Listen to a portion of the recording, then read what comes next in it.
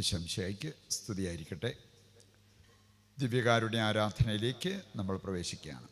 മുട്ടുകുത്തിയോ എഴുന്നേറ്റ് നിന്നോ നമുക്ക് ആദരവോടെ വിശുദ്ധ കുർബാനയിൽ എഴുന്നള്ളി വരുന്ന ഈശോയെ നമ്മുടെ ഇടയിലേക്ക് സ്വീകരിക്കാം.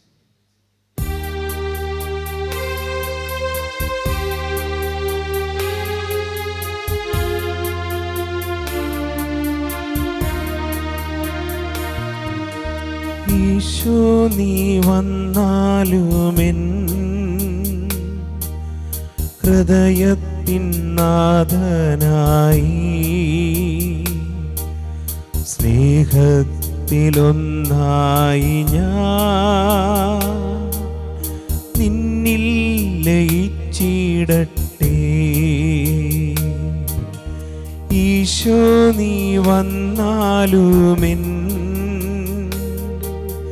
ഹൃദയത്തിൻ നാഥനായി, സ്നേഹത്തിലൊന്നായി ഞാൻ നിന്നിൽ ലയിച്ചിടട്ടെ.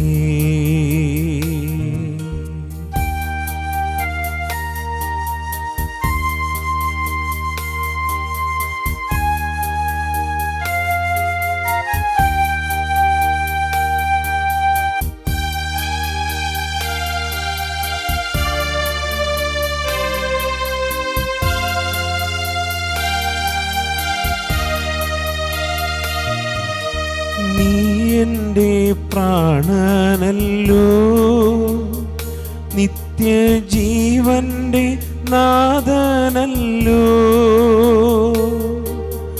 നീ എൻ്റെ പ്രാണനല്ലോ, നിത്യജീവന്റെ നാഥനല്ലോ.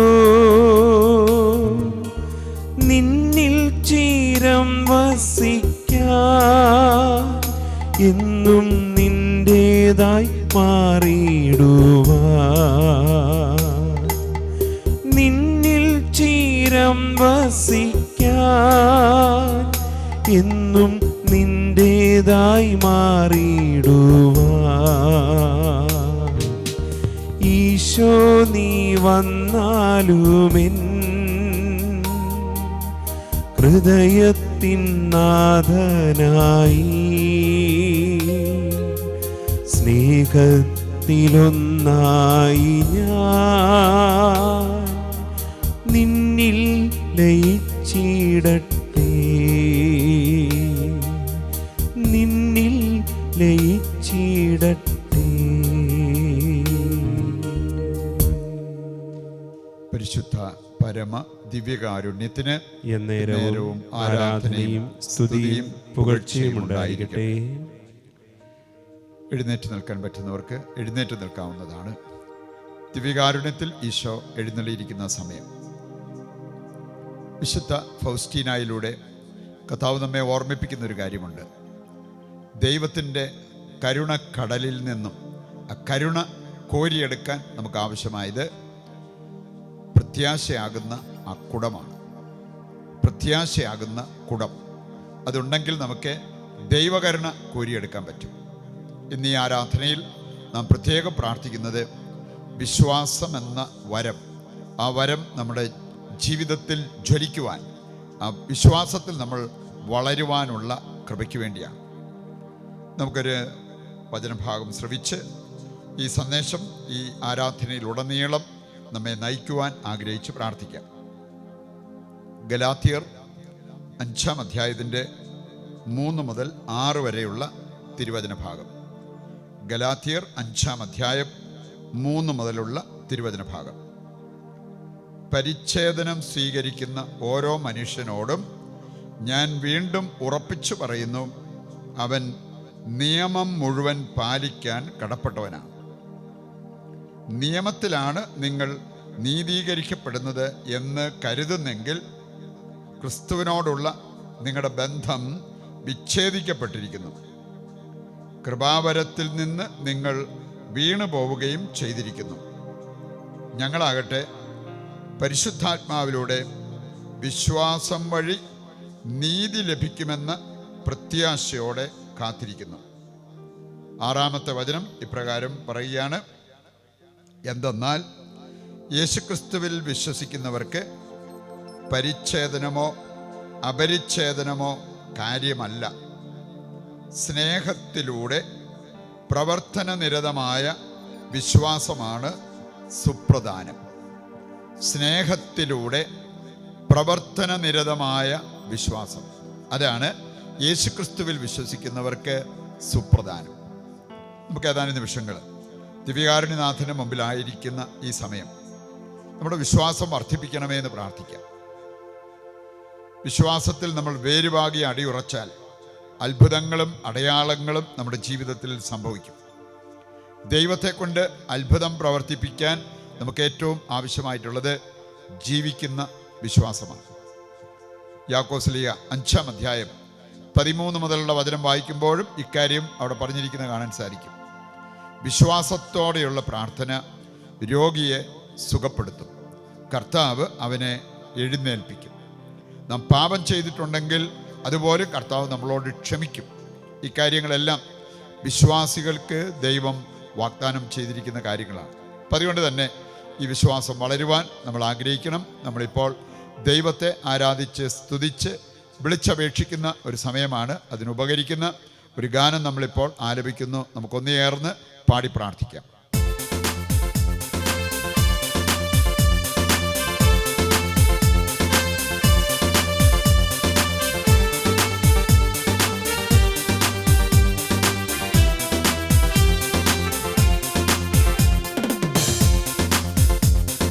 ദൈവത്താൽ അസാധ്യമായതൊന്നുമില്ലല്ലോ, യഹോവയ്ക്കു കഴിയാത്ത കാര്യമില്ലല്ലോ.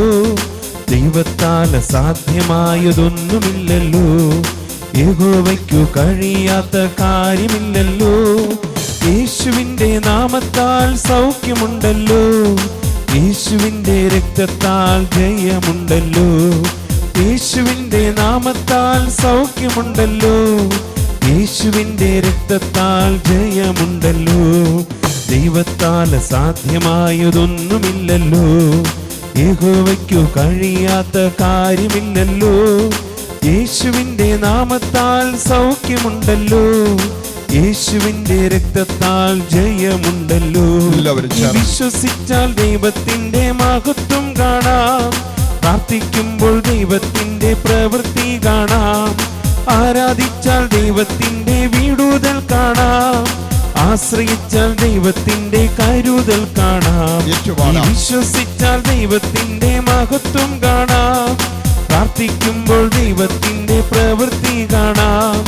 ആരാധിച്ചാൽ ദൈവത്തിൻ്റെ വിടുതൽ കാണാം, ആശ്രയിച്ചാൽ ദൈവത്തിൻ്റെ കരുതൽ കാണാം. എല്ലാവരും ഹൃദയത്തുടിപ്പുകളോടെ പാടി പ്രാർത്ഥിക്കട്ടെ, ദൈവത്തെ ആരാധിക്കട്ടെ.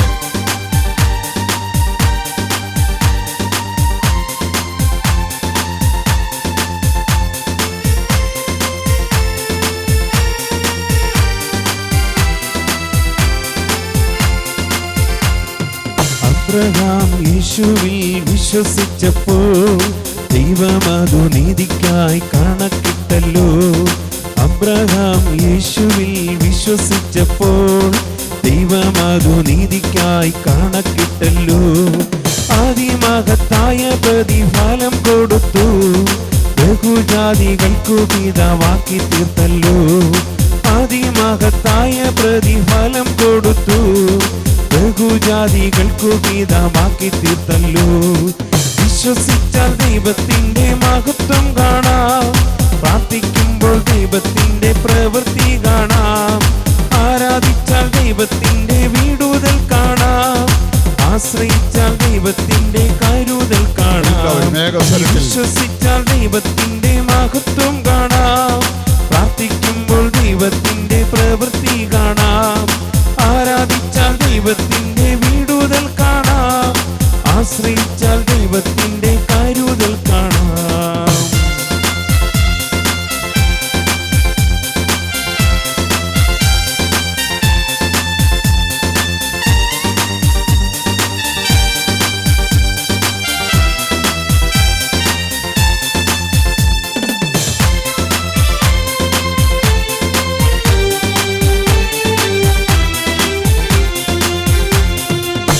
ഇസഹാക്കിൻ പ്രാർത്ഥനയ്ക്കു മറുപടിയായി നൂറുമേനി നൽകി ദൈവം അനുഗ്രഹിച്ചു. ഇസഹാക്കിൻ പ്രാർത്ഥനയ്ക്കു മറുപടിയായി നൂറുമേനി നൽകി ദൈവം അനുഗ്രഹിച്ചു. വാഗ്ദത്തങ്ങൾ നിറവേറ്റി പരിപാലിച്ചു. തലമുറകൾ നൽകി അനുഗ്രഹിച്ചു. വാഗ്ദത്തങ്ങൾ നിറവേറ്റി പരിപാലിച്ചു. തലമുറകൾ നൽകി അനുഗ്രഹിച്ചു. വിശ്വസിച്ചാൽ ദൈവത്തിന്റെ മഹത്വം കാണാം. പ്രാർത്ഥിക്കുമ്പോൾ ദൈവത്തിന്റെ പ്രവൃത്തി കാണാം. ആരാധിച്ചാൽ ദൈവത്തിന്റെ വിടുതൽ കാണാം. ആശ്രയിച്ചാൽ ദൈവത്തിന്റെ കരുതൽ കാണാം. വിശ്വസിച്ചാൽ ദൈവത്തിന്റെ മഹത്വം കാണാം. പ്രാർത്ഥിക്കുമ്പോൾ ദൈവത്തിന്റെ പ്രവൃത്തി കാണാം. ആരാധിച്ചാൽ ദൈവത്തിന്റെ വിടുതൽ കാണാം. ആശ്രയിച്ചാൽ ദൈവത്തിന്റെ കരുതൽ കാണാം. നീ വിശ്വസിച്ചാൽ ദൈവത്തിന്റെ മഹത്വം കാണാം. പ്രാർത്ഥിക്കുമ്പോൾ ദൈവത്തിന്റെ പ്രവൃത്തി കാണാം. ആരാധിച്ചാൽ ദൈവത്തിന്റെ വിടുതൽ കാണാം. ആശ്രയിച്ചാൽ ദൈവത്തിന്റെ കരുതൽ കാണാം. ആശ്രയിച്ചാൽ ദൈവത്തിന്റെ കരുതൽ കാണാം. ആശ്രയിച്ചാൽ ദൈവത്തിന്റെ കരുതൽ കാണാം. വിശ്വാസം ജ്വലിക്കുവാൻ ആഗ്രഹിച്ചുകൊണ്ട് അല്പസമയം എല്ലാവരും ദൈവത്തെ സ്തുതിച്ച് മഹത്വപ്പെടുത്തട്ടെ. കർത്താവേ, ലോകം മുഴുവന് വേണ്ടി ഞങ്ങളങ്ങെ വിളിച്ച് പ്രാർത്ഥിക്കുന്നു. എല്ലാ വിശ്വാസികളെയും അങ്ങ് പുതിയൊരു ചൈതന്യം കൊണ്ട് അഭിഷേകം ചെയ്യണമെന്ന് ഞങ്ങൾ പ്രാർത്ഥിക്കുന്നു. Hallelujah, hallelujah. വിശ്വാസം ഏറ്റുപറയുന്നിടത്ത് അവിടുന്ന് അത്ഭുതങ്ങൾ പ്രവർത്തിക്കുന്ന ദൈവമാണ്. ഞങ്ങൾ പ്രാർത്ഥിക്കുന്നു. കർത്താവേ, അനുഗ്രഹിക്കണമേ, ഞങ്ങളെ അനുഗ്രഹിക്കണമേ. കർത്താവേ, ലോകം മുഴുവനും അനുഗ്രഹിക്കണമേ എന്ന് പ്രാർത്ഥിക്കുന്നു. Hallelujah, hallelujah, hallelujah, hallelujah, hallelujah. പാപത്തിന്റെ ചങ്ങലകൾ പൊട്ടട്ടെ എന്ന് ഞങ്ങൾ പ്രാർത്ഥിക്കുന്നു. വിശ്വാസത്തിനെതിരായി വരുന്ന സകല കാര്യങ്ങളിൽ നിന്നും ഞങ്ങളെ കാത്തുകൊള്ളണമേ. Hallelujah, hallelujah. യേശുവേ നന്ദി, യേശുവേ നന്ദി, യേശുവേ നന്ദി. അല്പസമയം സ്വസ്ഥമായിട്ട് സ്വസ്ഥാനങ്ങളിൽ ഇരുന്ന് ഈശോയിലേക്ക് നോക്കാം. ദിവ്യകാരുണ്യത്തിലേക്ക് നോക്കിയാൽ നമ്മുടെ ജീവിതം പ്രകാശിക്കും. ദിവ്യകാരുണ്യത്തിലേക്ക് നോക്കിയാൽ നമ്മുടെ ജീവിതം ദൈവസ്നേഹം കൊണ്ട് നിറയും. ദിവ്യകാരുണ്യത്തിലേക്ക് സ്നേഹത്തോടെ നോക്കി പ്രാർത്ഥിച്ചാൽ നമ്മുടെ വേദനകൾ ഇല്ലാതാവും. രോഗങ്ങൾ മാറിപ്പോവും. പ്രശ്നങ്ങൾക്ക് പരിഹാരമുണ്ടാകും. അബോധ്യത്തോടെ ഈശോയിലേക്ക് നോക്കുക. വിശ്വാസത്തോടെ നോക്കുക. ജീവിക്കുന്ന ദൈവമാണ് ഈ ദിവ്യകാരുണ്യത്തിൽ ഈ അൾത്താരയിൽ എഴുന്നള്ളിയിരിക്കുന്നത് എന്ന് ഹൃദയത്തിൽ ഉറപ്പിച്ച് പ്രാർത്ഥിക്കുക. നമ്മുടെ ജീവിതത്തിൽ വിശ്വാസത്തിലൊരു വളർച്ചയുണ്ടായാൽ അത് നമ്മുടെ ജീവിതത്തിന് വലിയ നേട്ടമായി മാറും. അതിനായി ആരാധനയിൽ നമ്മൾ ദൈവത്തോട് പ്രത്യേകം പ്രാർത്ഥിക്കുക. വിശ്വാസത്തിൻ്റെ ശക്തി വെളിപ്പെടുത്തുന്ന ഏതാനും ചില വചനഭാഗങ്ങൾ നമ്മുടെ ഹൃദയത്തിലേക്ക് നമുക്ക് ഏറ്റെടുക്കാം. അത് കേൾക്കുമ്പോൾ ഹൃദയം ജ്വലിക്കട്ടെ, വിശ്വാസം വളരട്ടെ. യോഹന്നാൻ 11:40 നമ്മൾ കാണുന്നു, വിശ്വസിച്ചാൽ നീ ദൈവമഹത്വം ദർശിക്കും. വിശ്വസിച്ചാൽ നീ ദൈവമഹത്വം ദർശിക്കും. വിശ്വസിച്ചാൽ നമുക്കും ദൈവത്തിൻ്റെ മഹത്വം കാണാൻ പറ്റും. വിശുദ്ധ കുർബാനയിലെ ദൈവമഹത്വം നമുക്കും ദർശിക്കാൻ പറ്റും. ആഗ്രഹത്തോടെ പ്രാർത്ഥിക്കാം.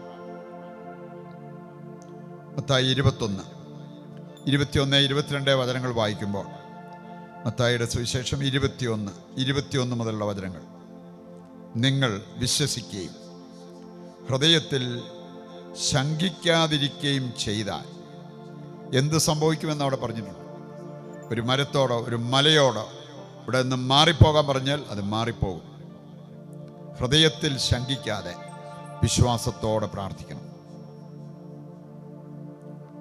ലൂക്കാ 5-ാം 21 വചനത്തിൽ നമ്മൾ കാണുന്നുണ്ട്, ഒരു തളർവാദ രോഗിയെ കട്ടിലെടുത്തു കൊണ്ടിരുന്ന ഏതാനും വ്യക്തികളുടെ വിശ്വാസം കണ്ടിട്ട് കർത്താവ് ആ തളർവാദ രോഗിയെ എഴുന്നേൽപ്പിക്കുന്നത് കാണാൻ പറ്റും. അവൻ്റെ പാപങ്ങളെല്ലാം ക്ഷമിക്കുന്നത് കാണാൻ പറ്റും. നമ്മുടെ വിശ്വാസം കൊണ്ട് മറ്റുള്ളവർക്കും വലിയ അനുഗ്രഹം ലഭിക്കും എന്നതിൻ്റെ ഒരു സൂചനയും തെളിവുമാണിത്. ലൂക്കാ 7-ാം 9-ാമത്തെ വചനം എടുക്കുമ്പോൾ ഒരു ശതാധിപൻ്റെ വിശ്വാസം, അതിനെ കർത്താവ് അങ്ങേയറ്റം പ്രശംസിക്കുന്നത് നമുക്ക് കാണാൻ പറ്റും. ഇസ്രായേലിൽ പോലും ഇതുപോലൊരു വിശ്വാസം ഞാൻ കണ്ടിട്ടില്ല എന്നാണ് കർത്താവ് പറഞ്ഞത്. നീ ആഗ്രഹിച്ചത് നിനക്ക് സംഭവിക്കട്ടെ. നാം വിശ്വസിക്കേണ്ടതുപോലെ വിശ്വസിച്ചാൽ എന്ത് സംഭവിക്കും എന്നതിൻ്റെ ഒരു സൂചന ഇവിടെയുണ്ട്. നിന്റെ ആഗ്രഹം സഫലമാവും. വിശ്വാസത്തിൻ്റെ ശക്തി മനസ്സിലാക്കി വിശ്വാസത്തിൽ വളരുവാൻ ഞങ്ങളെ അനുഗ്രഹിക്കണമെന്ന് പ്രാർത്ഥിക്കുക. മത്തായി 15:28 നമ്മൾ കാണുന്നുണ്ട് കാനാൻകാരിയുടെ വിശ്വാസം. കർത്താവ് തന്നെ തൻ്റെ അധരങ്ങൾ കൊണ്ട് പറഞ്ഞു, മകളെ, നിന്റെ വിശ്വാസം വലുതാണ്, നീ ആഗ്രഹിച്ചതുപോലെ നിനക്ക് സംഭവിക്കട്ടെ. ലൂക്ക 8-44 വചനം എടുത്താൽ ഒരു രക്തസ്രാവക്കാരി, അവൾ വിശ്വസിച്ചു, എനിക്ക് കർത്താവിൻ്റെ വസ്ത്രത്തിൻ്റെ വിളിമ്പിൽ ഒന്ന് തൊടാൻ പറ്റിയാൽ എനിക്ക് സൗഖ്യം ലഭിക്കും. ഒരുപാട് വൈദ്യരെ സമീപിച്ച് ഒരുപാട് പണം മുടക്കിയ വ്യക്തി, അവിടെ ഒന്നും ഫലമുണ്ടായില്ല. ആ അവസ്ഥയിൽ പോലും അവൾ പറഞ്ഞു, കർത്താവിൻ്റെ വസ്ത്രത്തിൻ്റെ വിളിമ്പിൽ സ്പർശിക്കാൻ എനിക്ക് സാധിച്ചാൽ എനിക്ക് സൗഖ്യം ലഭിക്കും. അവളുടെ ജീവനുള്ള വിശ്വാസം അവളുടെ ജീവിതത്തിൽ അത്ഭുതം കാണാൻ കാരണമായി. തൽക്ഷണം അവൾക്ക് സൗഖ്യം ലഭിച്ചു. തൽക്ഷണം, പിറ്റേ ദിവസമല്ല, പിറ്റേ മണിക്കൂറിലല്ല, പൊടുന്നനെ അവൾക്ക് സൗഖ്യം ലഭിച്ചു. വിശ്വാസം ജീവനുള്ള വിശ്വാസമാണെങ്കിൽ എന്ത് സംഭവിക്കുമെന്ന് കർത്താവ് നമ്മെ ഓർമ്മിപ്പിക്കുന്നു. മർക്കോസ് 5:23 എടുത്താൽ ജൈറോസിൻ്റെ കൊച്ചുമകൾക്ക് അവളെ രോഗം ബാധിച്ചു, മരണവും അവളെ തേടി വന്നു. ആ സാഹചര്യത്തിൽ കർത്താവ് അവളെ സുഖപ്പെടുത്തുന്നത് കാണാൻ പറ്റും, ജൈറോസിൻ്റെ വിശ്വാസം കണ്ടിട്ട്. മർക്കോസിൻ്റെ സുവിശേഷം 9:23 പറഞ്ഞിട്ടുണ്ട്, വിശ്വസിക്കുന്നവർക്ക് സകലതും സാധ്യമാണ്. ഏതാനും നിമിഷങ്ങൾ നിശബ്ദതയിൽ നമ്മുടെ ജീവിതത്തിലേക്ക് ഒന്ന് എത്തി നോക്കാം. നാം യഥാർത്ഥത്തിൽ വിശ്വസിക്കുന്നവരാണോ? വിശ്വാസ പ്രമാണമൊക്കെ ചെല്ലുന്നവരായിരിക്കാം. ജീവനുള്ള വിശ്വാസം, ഇവിടെ നമ്മൾ കണ്ടവരുടെ വിശ്വാസം പോലൊരു വിശ്വാസം നമുക്കുണ്ടോ? ഇല്ലെങ്കിൽ നമ്മൾ അനുദപിക്കേണ്ടതായിട്ടുണ്ട്. കാരണം ദൈവം നമ്മെ വിളിച്ചിരിക്കുന്നത്, നമുക്കിങ്ങനെ ഒരു വിളി കിട്ടിയിരിക്കുന്നത് വിശ്വാസത്തിൽ നമ്മൾ ജീവിക്കാനാണ്. അതിനു പകരം അവിശ്വാസികളായി നമ്മൾ ജീവിച്ചോ? നമുക്ക് അനുദപിക്കാം. കർത്താവേ, എന്നെ കഴുകണമേ, വിശുദ്ധീകരിക്കണമേ, എനിക്ക് ആവശ്യമായ സൗഖ്യവും സമാധാനവും നൽകണമേ എന്ന് ദൈവത്തോട് പ്രാർത്ഥിക്കുക. ഒപ്പം എൻ്റെ വിശ്വാസം വർദ്ധിപ്പിക്കണമേ. ശിഷ്യന്മാർ പോലും കർത്താവിനോട് ആവശ്യപ്പെട്ടുകൊണ്ടിരുന്നൊരു കാര്യം, കർത്താവേ, എൻ്റെ വിശ്വാസം വർദ്ധിപ്പിക്കണമേ. അനുദപിച്ച ഹൃദയത്തോടെ ദൈവസന്നിധിയിൽ നമുക്ക് പാടി പ്രാർത്ഥിക്കാം. പാദം കഴുകുന്ന സ്നേഹം, പാപം പൊറുക്കുന്ന സ്നേഹം, പാദം കഴുകുന്ന സ്നേഹം, പാപം പൊറുക്കുന്ന സ്നേഹം, ജീവൻ പകരുന്ന സ്നേഹം, സ്വയം ശൂന്യമാകുന്ന സ്നേഹം, ഇന്നു കാണുന്നു ഞാൻ ഈ തിരുവോസ്തിയിൽ, ഇന്നു കാണുന്നു ഞാൻ ഈ തിരുവോസ്തിയിൽ.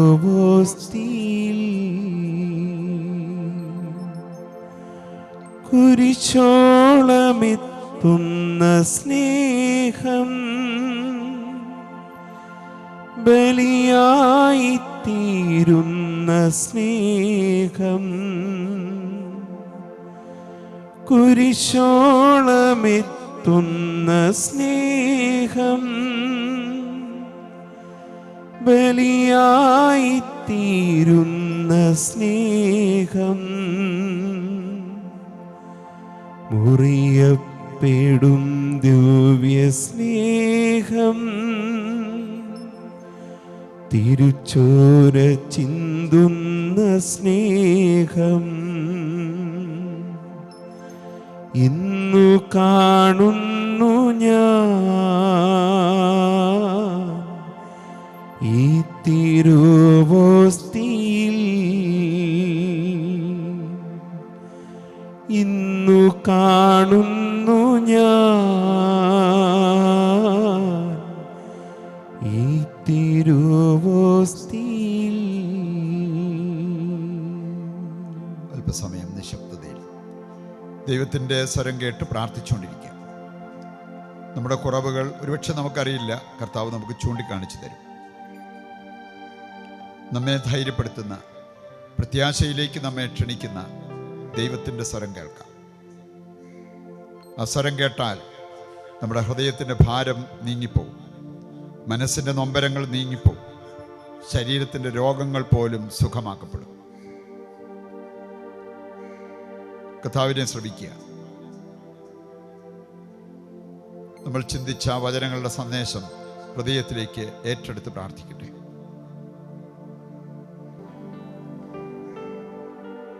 അല്പസമയം നമ്മുടെ വിശ്വാസത്തിൽ നാം വളരുന്നതിന് തടസ്സമാകുന്ന ചില കാര്യങ്ങൾ, ദൈവം നമുക്കായി അത്ഭുതകരമായി പ്രവർത്തിക്കുന്നതിന് തടസ്സമാകാവുന്ന ചില കാര്യങ്ങൾ മനസ്സിലേക്ക് ഏറ്റെടുത്ത് നമുക്ക് പ്രാർത്ഥിച്ചുകൊണ്ടിരിക്കാം. ഇതിലൊന്നാമത്തെ കാര്യമാണ് സംശയം. യാക്കോബ് 1-ാം അധ്യായം 6 മുതൽ 8 വരെയുള്ള വചനഭാഗം വായിക്കുമ്പോൾ ഇക്കാര്യം യാക്കോബ് ശ്ലീഹ നമ്മെ ഓർമ്മിപ്പിക്കുന്നുണ്ട്. സംശയിക്കാതെ വിശ്വാസത്തോടെ ചോദിക്കണം.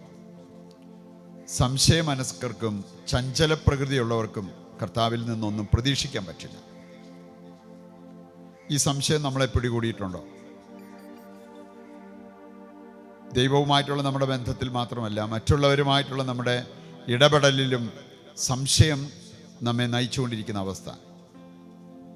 കർത്താവേ, അതിൽ നിന്ന് മോചിപ്പിക്കണമേ എന്ന് പ്രാർത്ഥിക്കുക. മത്തായി 14-ാം അധ്യായം 31-ാമത്തെ വചനമെടുക്കുമ്പോൾ അവിടെ പറഞ്ഞിരിക്കുന്നൊരു കാര്യമുണ്ട്, അല്പവിശ്വാസം. വിശ്വാസം ഉണ്ടെന്ന് പറയാം, അല്പവിശ്വാസം. ഇവിടെ നമ്മൾ കാണുകയാണ് എന്തുകൊണ്ടാണ് കർത്താവിന് സ്വന്തം നാട്ടിൽ അധികമായിട്ടൊന്നും ചെയ്യാൻ പറ്റാതെ പോയത്. കാരണം കർത്താവ് തന്നെ പറഞ്ഞു, നിങ്ങളുടെ അല്പവിശ്വാസം. ഈ ഗണത്തിലാണോ നമ്മൾ പെടുന്നത്, അതോ സജീവ വിശ്വാസമുള്ളവരുടെ ഗണത്തിൽ പെടുന്നവരാണോ? ഒരു മാറ്റം ആവശ്യമായിട്ടുള്ളവർ ആ മാറ്റം ആഗ്രഹിച്ച് പ്രാർത്ഥിക്കുക. മറ്റൊന്ന്, ഇതിനേക്കാൾ അപകടകരമായൊരവസ്ഥയാണ് മർക്കോസ് 16:14 വായിച്ചാൽ നമുക്ക് കാണാൻ സാധിക്കും, വിശ്വാസരാഹിത്യം, വിശ്വാസമില്ലാത്ത അവസ്ഥ. ദൈവനിഷേധികളായി കഴിയുന്ന വ്യക്തികളുണ്ട്. വിശ്വാസമില്ലാത്തവർ പള്ളിയിൽ പോകുന്നുണ്ടെങ്കിലും ബലിയിൽ പങ്കെടുക്കുന്നുണ്ടെങ്കിലും ബലിയിൽ കർത്താവിൻ്റെ സജീവ സാന്നിധ്യമുണ്ട് ഉണ്ടെന്ന് വിശ്വസിക്കാത്തവരുണ്ട്. വിശ്വാസരാഹിത്യം, അതിൽ നമ്മെ മോചിപ്പിക്കണമേ എന്ന് ദൈവത്തോട് പ്രാർത്ഥിക്കാം. മറ്റൊന്നാണ് അന്ധവിശ്വാസം.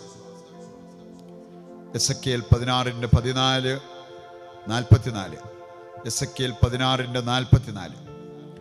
പഴഞ്ചൊല്ല്, അന്ധവിശ്വാസം, അങ്ങനെയുള്ള കാര്യങ്ങളെക്കുറിച്ച് അവിടെ പറഞ്ഞിട്ടുണ്ട്. നമ്മളെ ഭരിക്കേണ്ടതാവുന്നുമല്ല, ദൈവവചനമാണ്. നിയമാവർത്തനം 18:9 മുതൽ വായിച്ചാലും ചില അനാചാരങ്ങൾ, അന്ധവിശ്വാസങ്ങൾ, അവയെക്കുറിച്ച് പറഞ്ഞിരിക്കുന്നത് കാണാൻ പറ്റും. ഇതിൽ വല്ലതും നമ്മെ നയിക്കുകയോ ഭരിക്കുകയോ ചെയ്യുന്നുണ്ടോ, ബാധിക്കുന്നുണ്ടോ എന്നുള്ളത് നമ്മൾ തിരിച്ചറിയണം. അവസാനമായിട്ട് നമുക്ക് ചിന്തിക്കാൻ പറ്റുന്നത് ശത്രുവിലുള്ള വിശ്വാസം. നമ്മുടെ ശത്രു ആരാണെന്ന് പത്രോസ് ശ്ലീഹ പഠിപ്പിക്കുന്നുണ്ട്. 1 പത്രോസ് 5-ാം അധ്യായം 5 മുതൽ വായിക്കുമ്പോൾ, നിങ്ങളുടെ ശത്രുവായ പിശാച് അലറുന്ന സിംഹത്തെ പോലെ ആരെ വിഴുങ്ങണമെന്ന് നോക്കി നടക്കുന്നവനാണ്. സാത്താൻ പൂജ പോലുള്ള കാര്യങ്ങൾ ശത്രുവിലുള്ള നമ്മുടെ വിശ്വാസമാണ് എടുത്തു കാണിക്കുക. ദൈവത്തോട് പ്രാർത്ഥിച്ചാൽ നടക്കാത്ത കാര്യം സാത്താൻ പൂജയ്ക്ക് പോയാൽ കിട്ടും എന്നൊക്കെ ചിന്തിക്കുന്ന ആൾക്കാരുണ്ട്. ഇതെല്ലാം വിശ്വാസത്തിനെതിരായി വരുന്ന കാര്യങ്ങളാണ്. ഏതാനും നിമിഷങ്ങൾ ശിരസ് നമിച്ച് പ്രാർത്ഥിക്കുക. മുട്ടൂത്തി പ്രാർത്ഥിക്കേണ്ടവർക്ക് അപ്രകാരം ചെയ്യാവുന്നതാണ്. ദൈവം നമ്മെ അനുഗ്രഹിക്കുന്ന സമയം, ദൈവം നമ്മെ വിശുദ്ധീകരിക്കുന്ന സമയം, ദൈവം നമ്മുടെ വിശ്വാസം വളർത്തുന്ന സമയമാണ്. അബോധ്യത്തോടെ പ്രാർത്ഥിക്കട്ടെ. കാരുണ്യവാനായ കർത്താവേ, അങ്ങയുടെ വചനം ഹൃദയത്തിലേക്ക് ഏറ്റെടുത്ത അങ്ങയുടെ മുമ്പിലിരുന്ന് പ്രാർത്ഥിക്കുന്ന ഈ മക്കളെ സമൃദ്ധമായി അനുഗ്രഹിക്കണമേ. ഇവർക്ക് വേണ്ടതെല്ലാം അങ്ങയുടെ പക്കലുണ്ട്. ഇവർക്ക് വേണ്ടതെല്ലാം നൽകിയവരെ അനുഗ്രഹിക്കണമേ എന്ന് പ്രാർത്ഥിക്കുന്നു. കർത്താവെ, ഞങ്ങൾ അങ്ങയെ ആരാധിച്ചാൽ, ഞങ്ങൾ അങ്ങയോട് നിലവിളിച്ചപേക്ഷിച്ചാൽ ഞങ്ങളെ അവിടുന്ന് ഒരിക്കലും കൈവിടത്തില്ല. ഞങ്ങൾക്ക് വേണ്ടതെല്ലാം അവിടുന്ന് നൽകും. കർത്താവെ, ഞങ്ങൾ വേദനിക്കുന്നവരാണ്, രോഗികളാണ്, ദാരിദ്ര്യം അനുഭവിക്കുന്നവരാണ്, തടസ്സങ്ങൾ നേരിടുന്നവരാണ്. അതിൽ നിന്നെല്ലാം അങ്ങേക്ക് ഞങ്ങളെ മോചിപ്പിക്കാൻ പറ്റും. ഈ നിമിഷം ദിവ്യകാരുണ്യനാഥ അവിടുത്തെ ശക്തി മക്കളുടെ മേൽ അയക്കണമേ. ഇവരുടെ എല്ലാ ഉദ്ദിഷ്ട കാര്യങ്ങളും അങ്ങ് സാധിച്ചു കൊടുക്കണമേ എന്ന് പ്രാർത്ഥിക്കുന്നു. പ്രിയപ്പെട്ടവരെ, കെട്ടുവാനും അഴിക്കുവാനും സുഖപ്പെടുത്തുവാനും വിശുദ്ധീകരിച്ച് വിടുതൽ നൽകുവാനും കർത്താവ് നൽകിയിരിക്കുന്ന അധികാരത്തിന് കീഴിൽ നിന്നുകൊണ്ട് നിങ്ങളെയും നിങ്ങളുടെ കുടുംബങ്ങളെയും കുടുംബാംഗങ്ങളെയും ആശീർവദിച്ച് അനുഗ്രഹിക്കുന്നു. പിതാവിൻ്റെയും പുത്രൻ്റെയും പരിശുദ്ധാത്മാവിൻ്റെയും നാമത്തിൽ ആമേൻ. ശിരസ് നമിച്ച് ദിവ്യകാരുണ്യത്തിൻ്റെ ആശീർവാദം നമുക്കിപ്പോൾ ഏറ്റെടുക്കാം.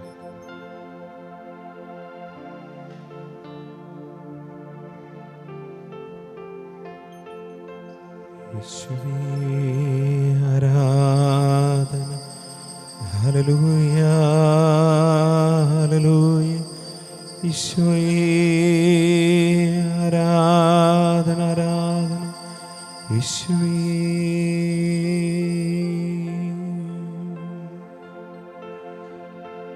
പരിശുദ്ധ പരമമാ ദിവ്യകാരുണ്യമേ,